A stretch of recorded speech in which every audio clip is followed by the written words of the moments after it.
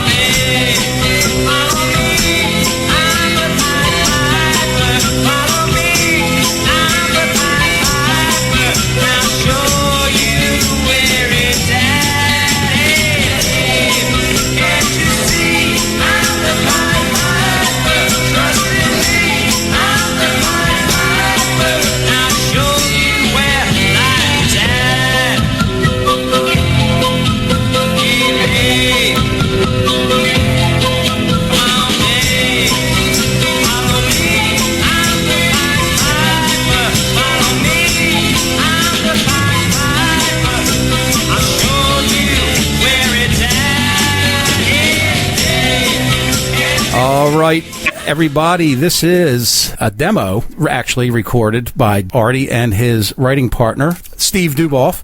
And without going on further, and I know this is the moment everyone's been waiting for, but the show host and co-creator of Woodstock, legendary producer, and all-time songwriter, Cashbox songwriter, Artie Kornfeld. Yeah, well, that's one of the BMI writers. I'm in the top probably 20% of amount of songs that made the charts. They weren't all big songs, but who cared? Just to sit and rehearse the Turtles and teach them Just a Room, which is on their album, that sold really well. I probably never got paid because I knew the owners of the label and they were creeps. And probably the Turtles never got paid either, But anyway, that's the way it went. And the Pipe is very strange because I was producing a kid for Mercury. We were going to do 3 songs. I had great musicians, and I don't even want to throw the names out. So we did all 3 songs, mixed them, and put the vocals on. And I had an hour left, and I had this lyric I had written on the way in to meet Steve at the studio, and it was the Pied Piper. Steve played it, and then I just played it for the band, and they wrote down the chords twice, and then Steve and I left for 10 minutes, came back, and they already had arrangements that were pretty close to the final arrangement. And then we actually overdubbed, mixed it, and then it was never supposed to come out, and I didn't know that it came out in 1958 until someone posted it on Facebook this year. I never knew that record even came out. So that's showbiz. There's no people. So anyway, yes, the politics are totally crazy. Don't you think so, Kev? I have to agree with you right now, Artie. Yes. Yeah, it's funny. I love Bernie Sanders, but you know what? I personally don't think he could win. I think Hillary can win because they're very smart, the Clintons. They are, and, the fact that she's very strong internationally where Bernie isn't. And I love everything Bernie says, but the reality is I don't think this moment in time and space with a Congress that's not going to be behind him will he be able to get through, any of his program. Because Obama is a genius in every way and was a lawyer of the Constitution, and he still snuck through things, just like Clinton got Medicare, followed through on Reagan and got Medicare in, so it's good, we're not losing, gang, we're winning because we're finally not stupid and we all looking at what's going on. I don't understand the people at the Trump rallies because I grew up in New York, and to me, he's a punk, go ahead, smash that guy in the face, and then he denies that he would ever say anything to get people to, I like Kasich, and I've been a Democrat mainly my whole life, only because of the people running, and right now the Democrats have 2 really great, and I think Kasich is very good. No, I'm not a big Cruz, I'm not a big, what's his name, from Florida, and I live in Florida.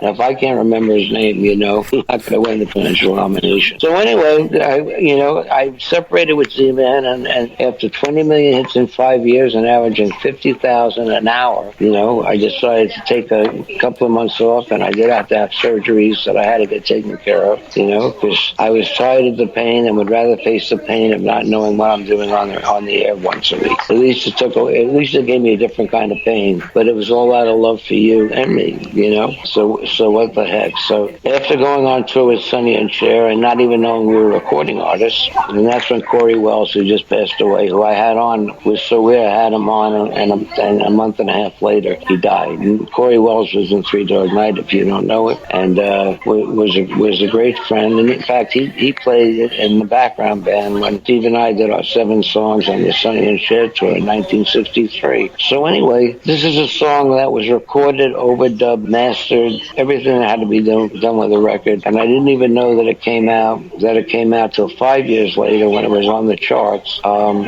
then I totally forgot about it, and all of a sudden, I never knew that it was switched from a small label to Paramount Records, And I'm really happy it went to #1 in L.A. by us because Lou Adler would send his friend who was producing, and he was doing this guy Crispy in St. Peter, and they threw the Pied Piper on it. You know what? There's been lean times when that song has actually went up that I could really make it through and not lose my house. Because, all of us, when we make it sometimes and we didn't have it, I spent a lot of it helping musicians and signing people to my label because other people were not signing seen them, and they should have. So anyway, that's where it's at. It's all about the music, and it's all about the show and what the show means. And Kevin, how do you feel about the direction? And it seems to feel comfortable. It does. It does, Artie. It's, I just want to let you know as well, I'm very happy to have you on the network, and happy to have you come over to the network, and looking forward to another 5 years, hopefully. And the show has a nice flow to it. It's comfortable, and it's inviting. Let's put it that way. Yeah, everybody listening, I should pay you, because the joy, and as we get going on, there'll be a background with other songs that I like that'll be playing when you call up. But right now, Kevin and I were talking, and when you call, you may see the picture, and you may be able to hit on the archives. There'll be the old archives from Artists First and the new archives that started 2 weeks ago. And it's going to be a hoot, and it's going to keep us happy, I hope, or as long as I want, because, Z-Man can't say there's a news broadcast coming now. Maybe someday it'll be like that. That would be good financially for me, but you know what? I love the fact that I could get to you, and you know what? You're getting to me and Kevin and Scully, we are the victors, and we thank you, So I'm going to have on tonight Cheryl Krebs, and I just wanted to play, who was the Allman Brothers band after Greg left operation on his first tour, about 26 cities. Mama's Pride, a band I managed from St. Louis, became the Allman Brothers, and they're incredible. So anyway, I just want to play two songs that relate to what Cheryl's doing, trying to save these kids in school that are getting, filled needles of heroin. So this is Mama's Pride, and this is a song I love because he's a great singer and writer, one of the best I've met in my entire career. And it's Pat Liston and Mama's Pride doing Maybe.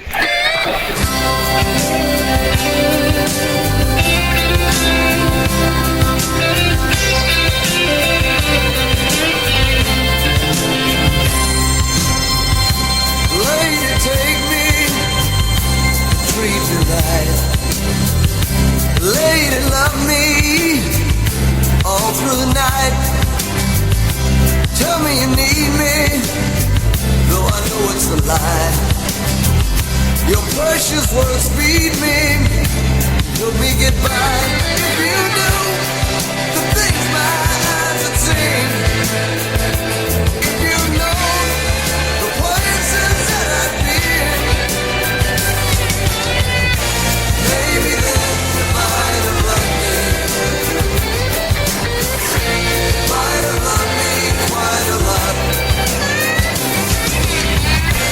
Maybe tossed aside the rest of them.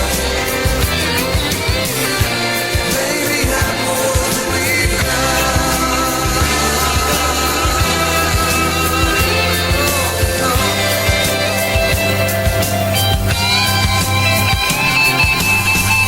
A fictive love garden is where we now lay. Lady luck has brought me this way, but with a moan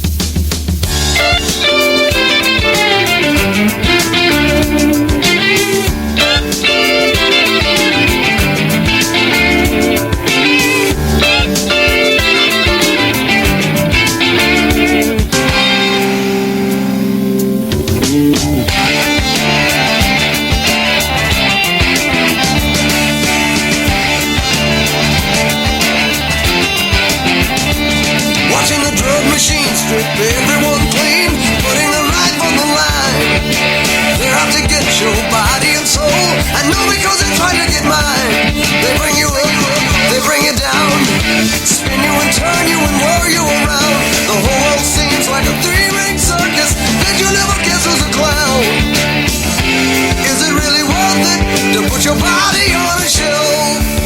Cause your worst enemy never would do what you're doing to yourself. You're at the mercy of a pill. You don't know you're really ill. You're gonna lay your body still when all is said and done. You're gonna have yourself a ball doing cocaine and alcohol. Got your back against the wall at the point of a monkey's gun.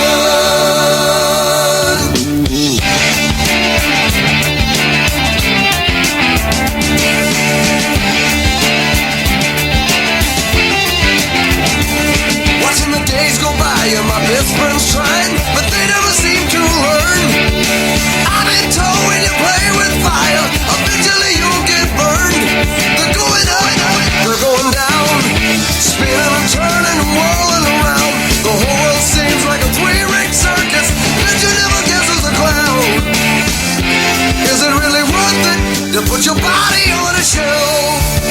Cause your worst enemy never would do what you're doing to yourself. You're at the mercy of a pill.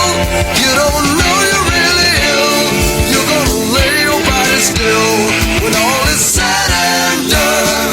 You're gonna have yourself a ball doing cocaine and alcohol. Got your back against the wall at the point of a monkey's gun.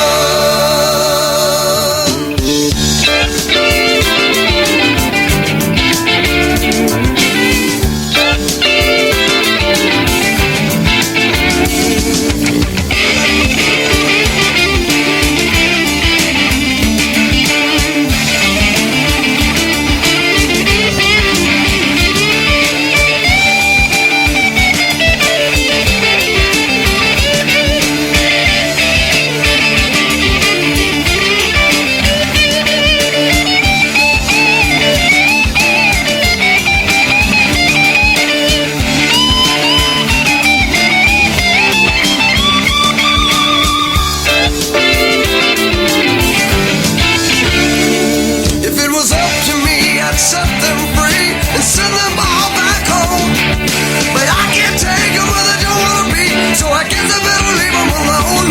They're going up, they're going down, spinning and turning and whirling around. The whole world seems like a three-ring circus, but you never guess who's a clown. Is it really worth it to put your body on a shelf?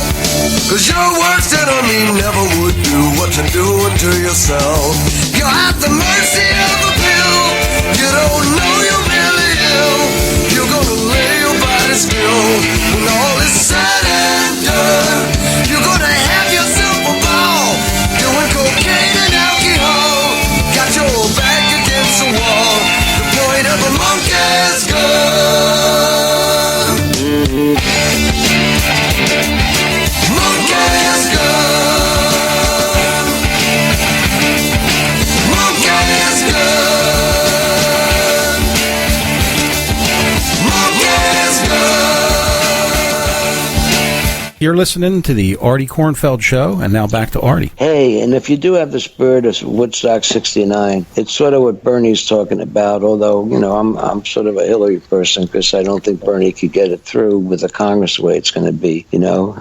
But I'm so happy. I'm here with a very personal, I don't want to say a very old friend, just a person I know for a while because I did work for a husband who managed Aerosmith and AC/DC. So I am proud to present my old friend, Cheryl Krebs. Hello, Artie. Thank you so Cheryl. much for having me on. I'm so thrilled to be on your show. Well, you know, it's great. We have a history that goes back to an insane time, but also when everybody was on top that we knew. And everybody seemed to be happening, you know. Not everybody, but the good people were happening. Well, not all good people, but the good people were happening. Not like now where just the bad people are buying the spots, you know.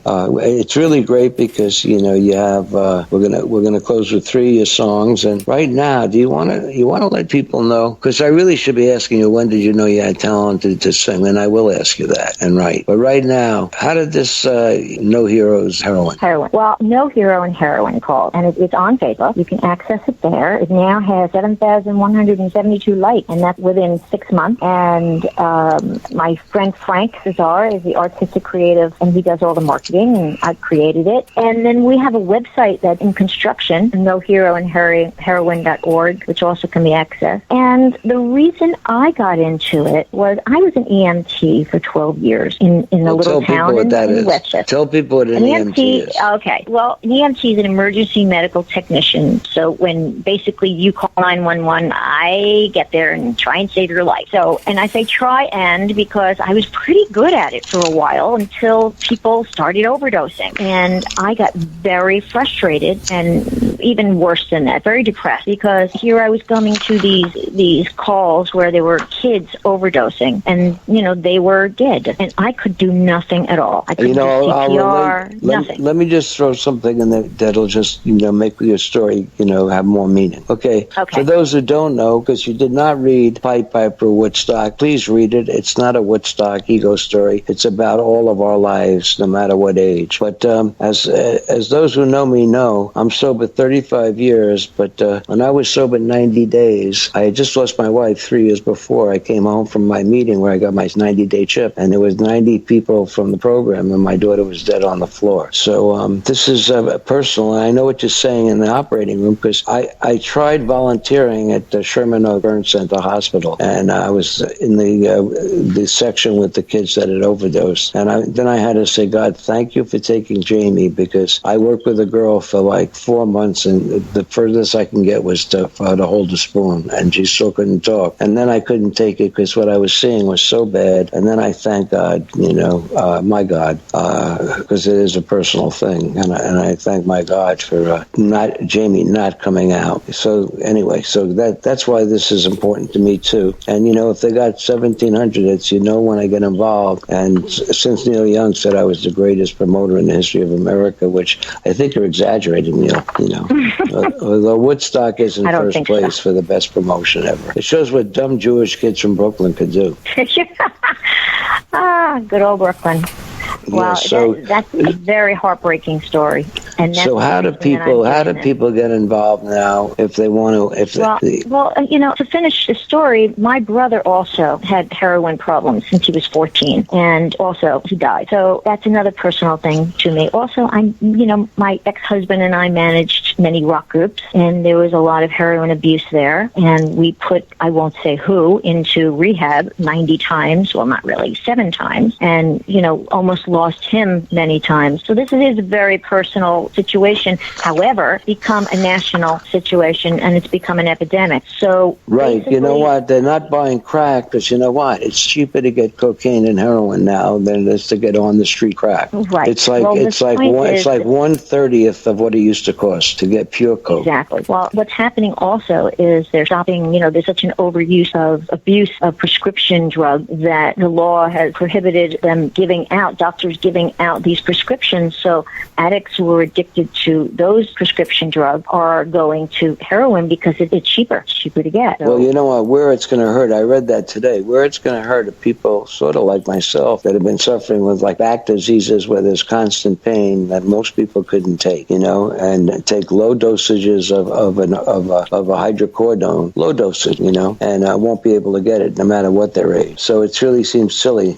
Those of you who know me know that I'm 16, okay, in reality. But they just seem to throw out these things like Donald Trump throws out his line. They throw out these things out of nowhere that a lot of people, it's real serious because there's people 10 years older than me and they have maybe Parkinson's disease or this or that and they need it, Right, that's true. Right, and I'm at the age now and I've lost enough friends to different things that, it's like, and it wasn't always drugs. To tell you the truth, when I started out in 58 singing, once in a while singing with the Mystics on Hushaby, and before I really happened, when I was a junior and a sophomore in high school, right? I didn't even know that people were smoking marijuana then because I was an athlete and I didn't know any of that. I knew nothing about it. I just know that I had a cousin that did heroin, and he wound up dying. And every time I saw him, he was in some institution. So I'm feeling that's why when I spoke on the 40th anniversary, or whether it was the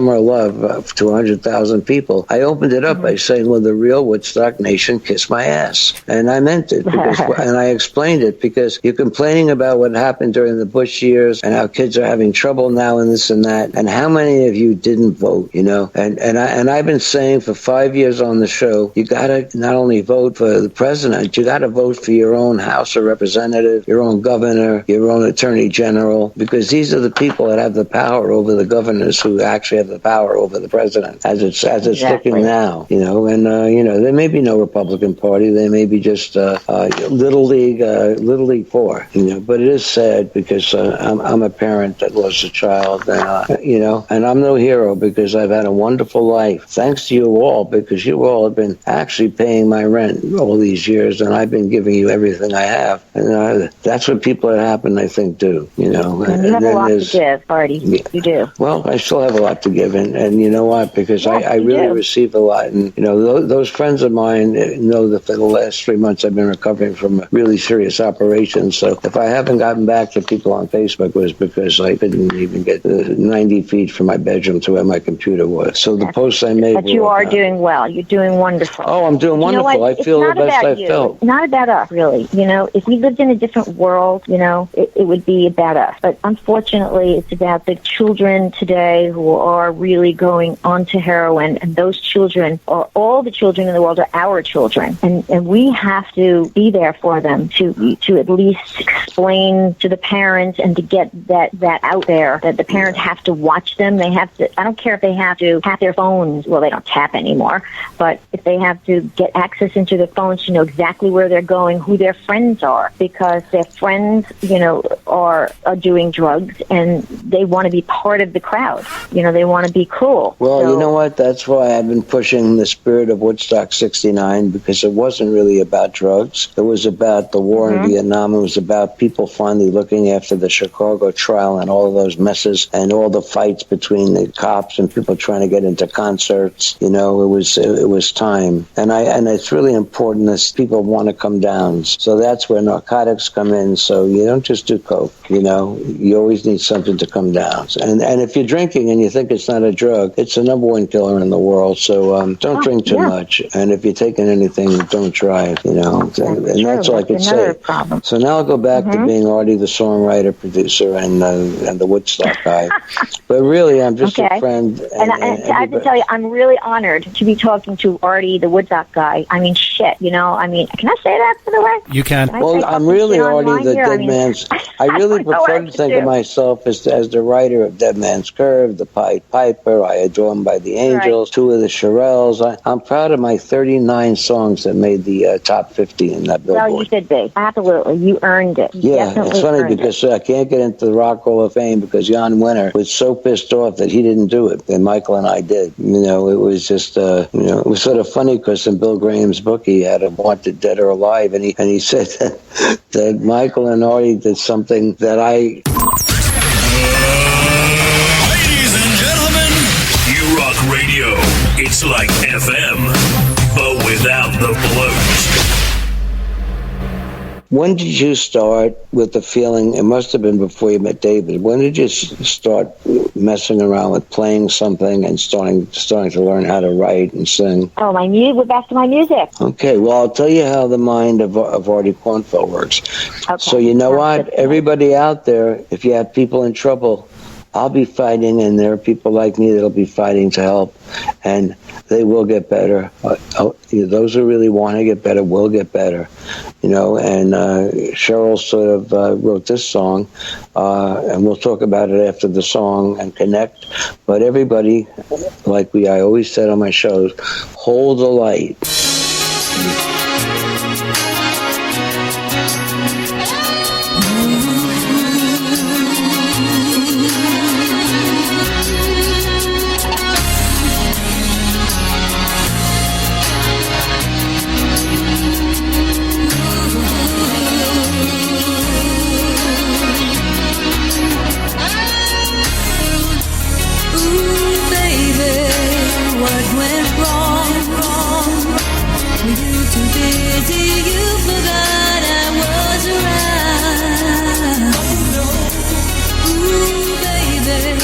We both were wrong.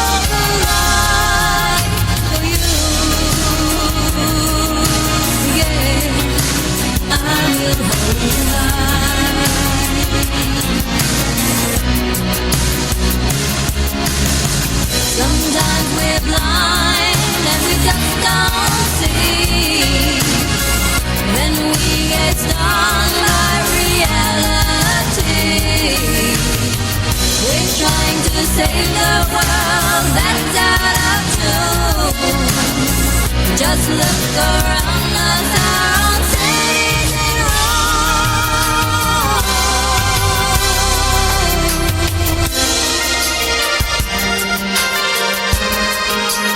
I will hold the line.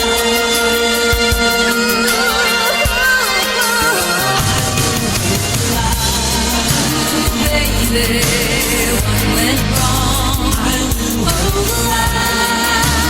Baby, we're wrong. I will hold the line. Baby, what went wrong? I will hold the line. Baby, we're wrong. I will hold the line. Baby, went wrong. I will hold the line. Baby, hold the line. Hold the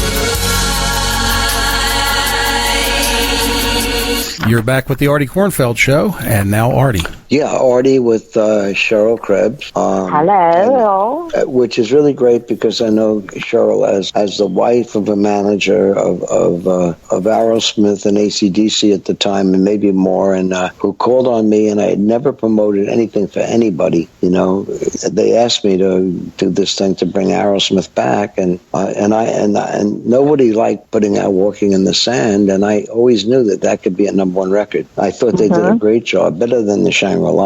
I agree. You know, they really did a great job, and Steve sang great on that song. You know, the whole song is good. So anyway, what got you to write your Hold the Light song, and how does it relate to what's going on now, looking back? I don't know if it really relates to. Well, yeah, it could actually. It could relate to drugs, but it really related to love. You know. Yeah, isn't it strange though when you look back? Because Dead Man's Curve, everybody thinks so. I just got a Grammy for it because it's one of the 30. The Grammys made it only pick 30 songs to be the top classic rock records. Great song.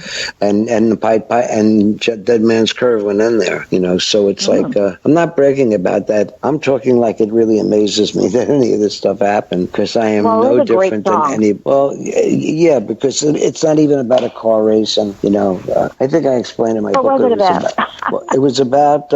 In reality, it was about the poem by Robert Frost, Two Roads in the Wood, where he comes to, where he has to make a decision. And I realize that every day we have to make a decision where if we go left or right could mean whether we die or whether we survive and thrive. So whether we die or thrive, and every day we have those decisions to make. So that's Dead Man's Curve. True. When I told Brian Wilson, it was just Brian and myself, stop playing, Brian. He said, why? I said, I want to put an accent here. He said, what do you? Because we had just had an accent, Brian and I, on a motorcycle. We were bleeding the whole time we wrote the song. And there was a piece of paper on the piano, and I just wrote Dead Man's Curve, So it was, and then I had to deal with the company policies, and they came out and they put The Other Side as the #1 song, was called New Girl in School, and that came on the charts at like 60 with a bullet, and Dead Man's Curve was 87 without one. So I decided I was going to promote for the first time, and within a month I changed it right away. Dead Man's Curve was 10 with a bullet, and New Girl in School was off the charts. The beauty. Yeah, well, that's the reason I lettered in 5 sports, the competitive part of me. But I want to spread the love, and it's really important. And the love goes to what we're talking about. I'm serious when I talk about listen to me and take my word, because thanks to my stepson and his lady Betty Ward, who has Betty Lou's Pop Tarts, by the way, and Sean works for John Suhr, the guy who was at Fender and created the Telecasters and Stratocasters, and has the best guitar that everybody's playing now. And the heroin thing, when I hear about it, it just shocks me. It shocks me, and I'm so afraid I never thought I'd have grandchildren, so I never had to think about this. But I did know I had to let people know that Woodstock was not about drugs. Woodstock was about stopping a war and people loving each other and using music to bridge the gap. So hopefully we stay there now, And so what's the next move on Hero? Well, getting the word out there and making sure that Narcan is gotten to all the little towns, because it's very, very expensive. And since I spoke to you, since I spoke to you, I went to every site that had interactions between this drug with that drug and this drug with heroin and that drug with heroin and opiates and Butrans and all that. I studied all the drugs, that we use on heroin. Yeah, just so when we talk that I would really know. Right. But I have seen people suffer to get off, and a lot of them kept their careers going, but most of them didn't. Well, there's a little Wilmington, North Carolina. Mm-hmm. Familiar? Okay. Yeah, I grew up in North Carolina for 7 years. Okay, their police department is now the third agency in the Cape Fear area to get this Narcan, and their donation comes from the city, and it costs them about $143,000 to arm their force. And if it goes into expiration, they have to throw it away, and they have to do this every few months because they use a lot of it. How do they keep on replenishing it? So, they're a town that probably can afford it, but what about the small town? Well, you know what? I put it out that I'll speak at any junior high school, even if it's the 20 people anywhere, as long as they get me there, or I'll go in, like I've already gone into a halfway house. I spoke to 100,000 people, but I've gone into a halfway house with 14 guys that were sober, over 30 days. Just getting the message out. Yeah, well, you know what? It's a lot of fun getting high if you have no responsibility and you don't care if you die. Exactly, but in New York City, only overdoses are outnumbering the homicide. Well, I don't know if you read it, but they did it. They went and searched in Dallas. They searched the lockers of the junior high school, where I think about 8 kids had overdosed on heroin, and it was some very high percentage, almost 30% in Dallas that they found when they checked the junior high and the early high school days. 37%, I think, of the lockers had some kind of drug in it. Oh yeah, everywhere. That's everywhere. The only thing wrong with smoking weed during the day is because you won't know what the hell you're talking about, and if you have to pass a test or try to get something going with your band, if you're in a band, you don't get it happening because you're too busy giggling all the time. But when I think of these kids, because I've been there, if I got sober, obviously I was driven to it by myself, and I'm thinking of these kids that are in the 7th grade, and impossible. And it's crazy. It's the 7th grade because and it's weird for me because that's where Woodstock was put into the history books all around the world in the 7th grade, and then it goes all the way through college. There's courses on Woodstock, and that's the part I'm proud of. Not because I did it and they gave me, people look up to me for it, because it is helping people, and now it's time for all of us to use whatever we have, to help these kids. Just picture a seventh grader laying there on the floor. It's hard for me to talk about this. Unfortunately, I can't even picture it as well. But heroin is it's like candy, and addicts cross all ages and social economic lines. It's right. By the way, clear. My daughter died of a cocaine overdose. A boyfriend, talked her into it, and she had told me about a friend that was shooting up, and I said I'll take him to a meeting, and it was that night, and he talked her in for the first time. She was an unlucky addict because the first time he shot her up and left, and I didn't go after him because they loved each other, and people said, aren't you going to kill him, and this and that. When he called me, I said, don't call me again because I'll have to track you down and kill you, and I meant it. I really did. So prevent other parents thinking the things that I had to think. Things are wonderful now. I'm so happy for you people out there. You do make the other part of my life, and of course Caroline makes it, and then all of a sudden another flower like Cheryl comes into my life. Or like I played the songs by Pat Liston, and even Cheryl, who hadn't really heard him, said, wow, he's really good. Yeah, so it's just that song Monkey's Gun is all about, is it really worth it to put your body on the shelf because your worst enemy never would do what you're doing to yourself? You're at the mercy of a pill, always were and always will. You're going to lay your body still when all is said and done, Good song.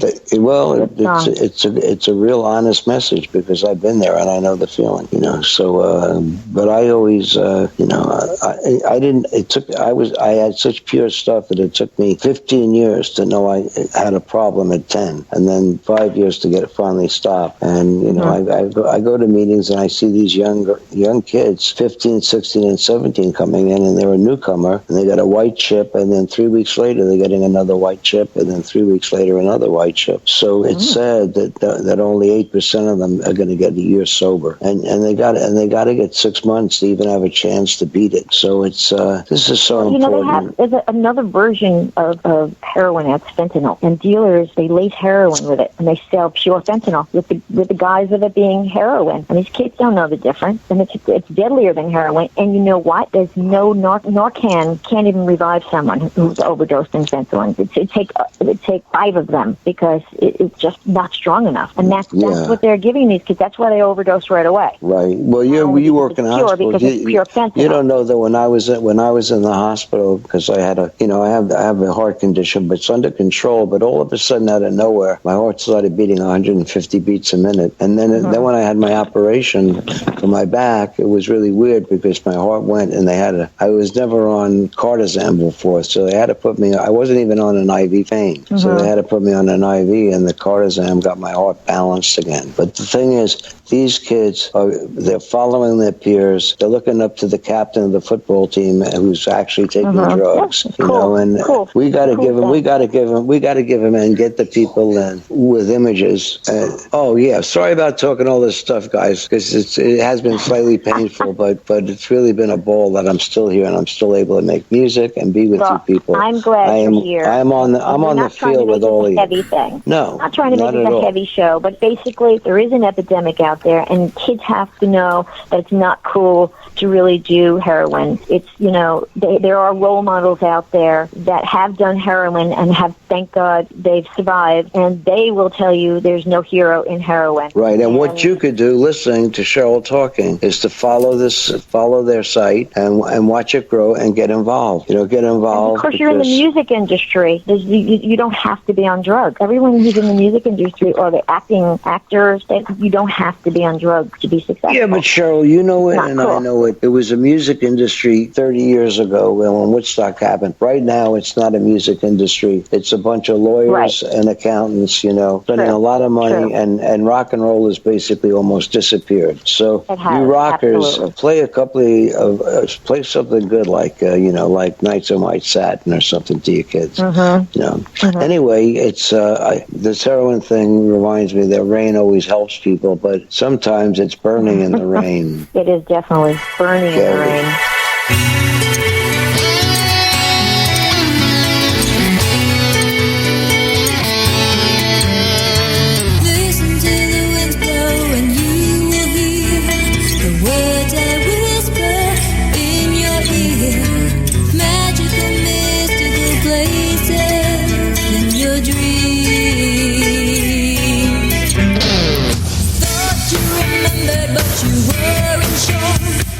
In another lifetime through another door.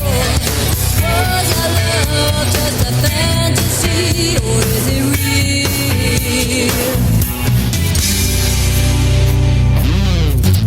Burning in the rain, the shine gone out, yet it burns the same. Burning in the rain, how can a love like us keep burning in the rain?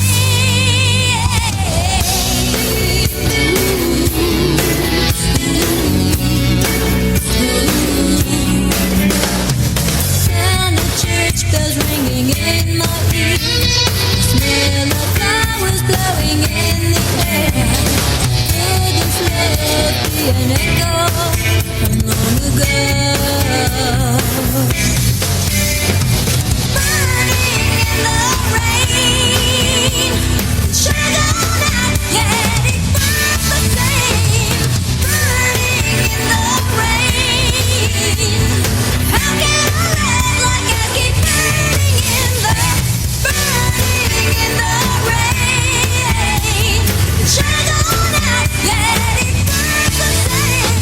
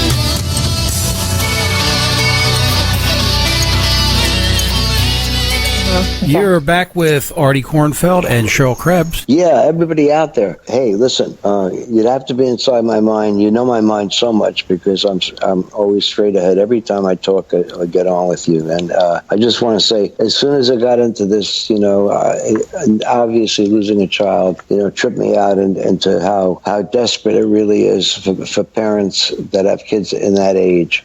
So parents listening, start talking to your kids. If there are organizations that have free counseling. We got to try to save these kids because they're the future of the world. If there's going to be a green world, it's that generation. And it seems like the government's stoning them out, just like they let acid loose and to knock out the war babies, which I always thought, just like we used alcohol to knock out the Indians because they had too much power. So let's take the power back in every way, in the election and in drugs. And I could say it because I'm man enough to say it. Well, I think the parents have to go beyond that. I think they need to know where their kids are, monitor their kids, and, know exactly what's going on. The Colombian heroin, they brought in, the cartels brought in 60 to 70% pure heroin. And this is people could feel high without shooting it into their veins. Well, these kids are snorting it. In 1970, what they brought in was only 10% pure. Can you imagine the difference now? It's 60 to 70% pure. Okay, well, let's get back to They don't put them in their arms, so that you can't tell with the kids. You can't see marks on them. You just have to know their behaviors. The parents have to really be aware of what's going on. Well, you know what? I really think that we've expressed, how dire this is, and the people are not that dumb. Although when I see the people at the Trump rallies, I wonder where are they at. I just can't believe it. It's not that they're dumb, Artie. It's not they're dumb. It's they're not paying attention. They think that they go to work. There's two parents in the household at work.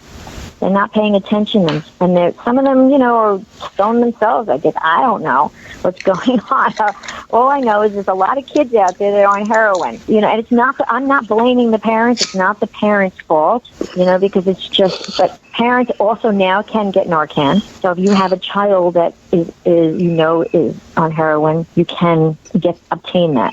Which leaves another thing that we have to straighten out, because people that are not white from basically upper middle class families are not even going to have a chance to get to these drugs at all. And I'm talking about my black brothers and sisters and Spanish brothers and sisters and Muslim brothers and sisters that are out there, and do have prejudice against them, and it's preventing them from getting the medical care because they don't have the money, and it doesn't seem like the government cares. And there are people. That's what No Hero on Heroin will do. No Hero on Heroin is going to raise funds to help these people to get into rehab, and they're going to fund rehab that really need the help, not these rehabs that are taking advantage of people. Okay, I think we've killed this. We killed the topic, and people know this topic is a killer. Okay. And please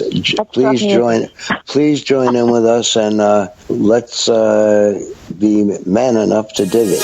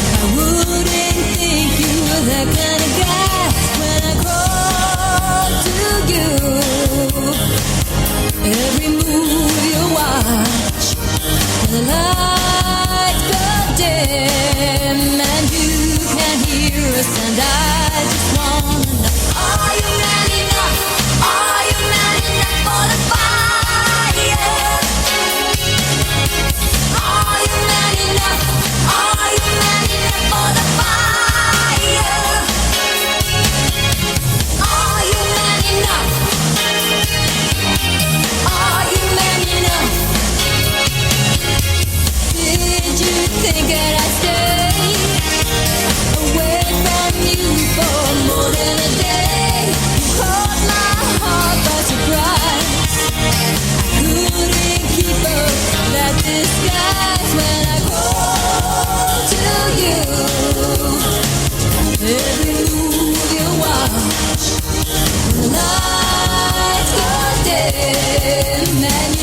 can hear a sound. I just wanna know. Are you man enough? Are you man enough for the fire? Are you man enough? Are you man enough for the fire?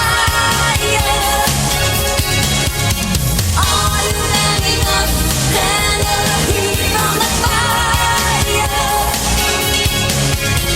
Are you man enough? Are you man enough for the fire?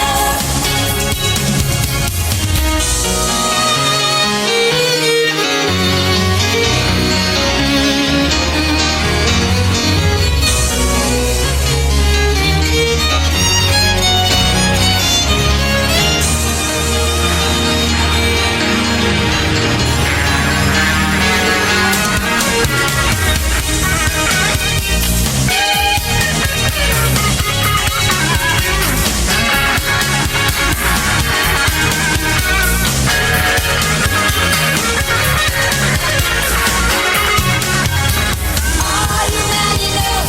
Are you man enough for the fire? Are you man enough? Are you man enough for the fire?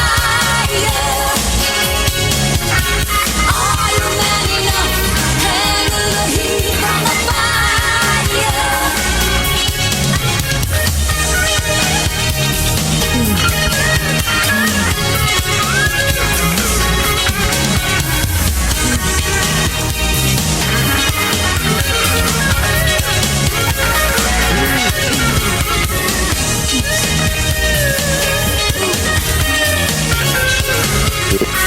You are on with Artie Kornfeld and Cheryl Krebs.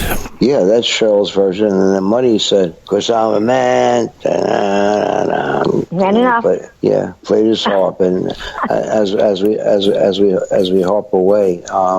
So hope you enjoyed the show. Next week will be Sean Mullins, and then Foghat, and then Michael Lang and myself doing our first email. Answering questions that people wouldn't even think to ask. Probably that we wouldn't have heard. So it's gonna really show the what it was like to be us, the other side, not the side that people think that it was all fun and games. Even being able to live inside after Woodstock, because it was so huge that it affected us mentally, our personalities, But I knew never to try to copy it. I knew that because I was a songwriter, and I once sued, and I won on Leader of the Pack because they stole part of one of my songs, So anyway, it's been a really wonderful night. It's been wonderful being back with Cheryl. Yeah, thank you so much for having me on. I do appreciate it. Yeah, and we'll say one more time, Wonderful. Watch out for the kids with heroin and the other drugs too, because they could die on any of them. And by telling you that, I tell myself that, and as the circle stays on, like the song said, let the circle be unbroken by and by. So we gotta make the circle tight in the election, and make your choice, but make sure you vote, And with that, I'll just go out with, Birch Summer. Funny, we're talking about drugs, because Linda and I had never taken a psychedelic, and after 3 days, I was looking for something to keep us awake, and I asked the Dead's road manager if he had like a diet pill, because I hadn't slept. I had 2 hours sleep in the last 28 hours, and he gave us, I don't know what he gave us, but imagine running Woodstock and being dosed, So, and I woke up to hear it when I heard Jimmy hit his first chords, because of Thorazine. So, what a weird place. Yeah, and I came back real quick, I bounced back real quick because I had to fly right from the stage into New York to keep the Roberts family and their lawyers and Warner Brothers from just trying to destroy everything about it. And that was a battle. But you know what? I had the spirit of Woodstock 69, and a lot of people that I helped keep it going and that helped me keep it going. And I thank us all. And this is really a song that when we did get dosed, that Bert Summers played for us, hoping that it would bring us down. And the funny thing is, I put it out on my label when I was closing the label, and it went gold. I finally got hit after 3 albums. problems with Bert. So anyway, we're all playing in the same band as the song he wrote out, Woodstock. I want to thank everybody involved tonight. I want to thank Cheryl for being so kind and being here. Oh, you're welcome. And I want to thank all of you out there, just for being you. And you know what? We are all playing in the same band, as Bert said.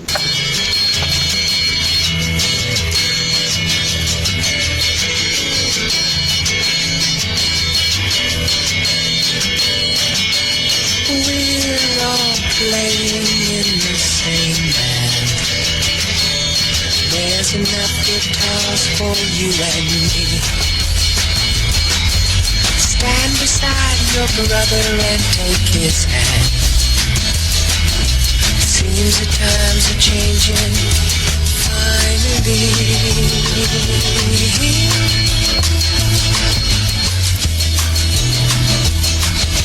We're all playing in the same band. Sing the song together and you'll see. Let them know forever just where you stand. People must be learning finally.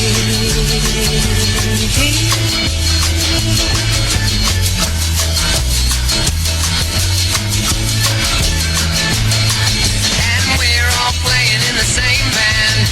We're all playing in the same band. We're all playing in the same band. Oh, him, her, you and me, them and those, he and she and we, and we. Him, her, you and me, them and those, he and she and we, and we.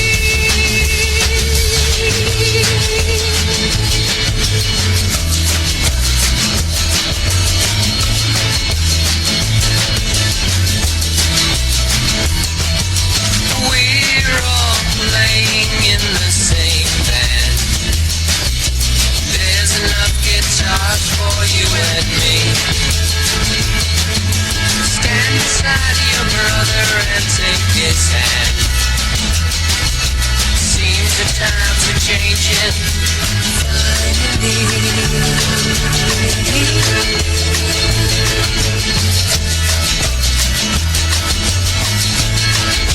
Whoa, and we're all playing in the same band. We're all playing in the same band. We're all playing in the same